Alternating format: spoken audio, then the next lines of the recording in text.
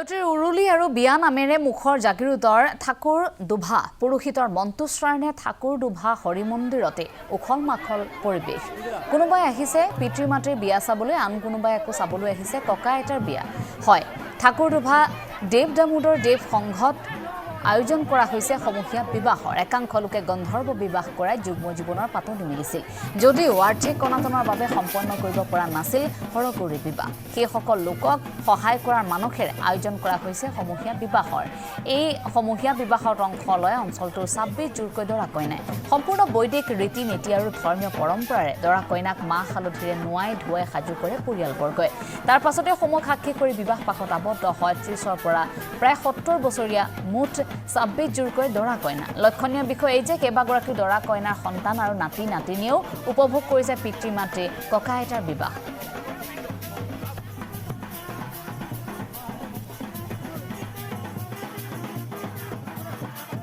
ঠাকুৰ দুভা দেৱ দামোদৰ সংঘৰ উদ্যোগত আমাৰ যিসকল ইতিমধ্যে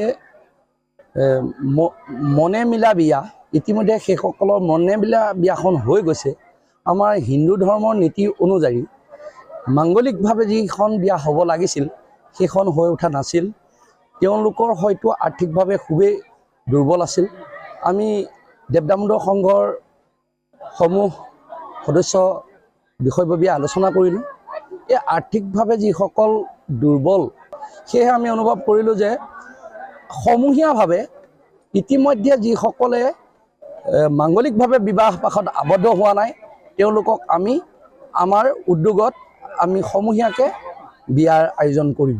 যিবিলাক অবিয়য় মানুহ, যিবিলাকৰ বিবাহ হৈছে গন্ধৰ্ব বিবাহ, অৰ্থাৎ হৰগৌৰী বিবাহ হোৱা নাই, ৰাইজে স্বীকৃতি দিয়া নাই, সেই বিবাহখিনি আমি আমাৰ এই হৰি মন্দিৰতে অৰ্থাৎ দামোদৰ সংঘৰ দ্বাৰা আমি এইখিনি সম্পূৰ্ণ কৰিম। বহুত ভাল লাগিছে, মানে প্ৰথমবাৰ মাৰ পৰা বিয়া দেখিব পাইছোতো, ভাগ্য আৰু মাৰ পৰা বিয়া দেখিব পাইছো।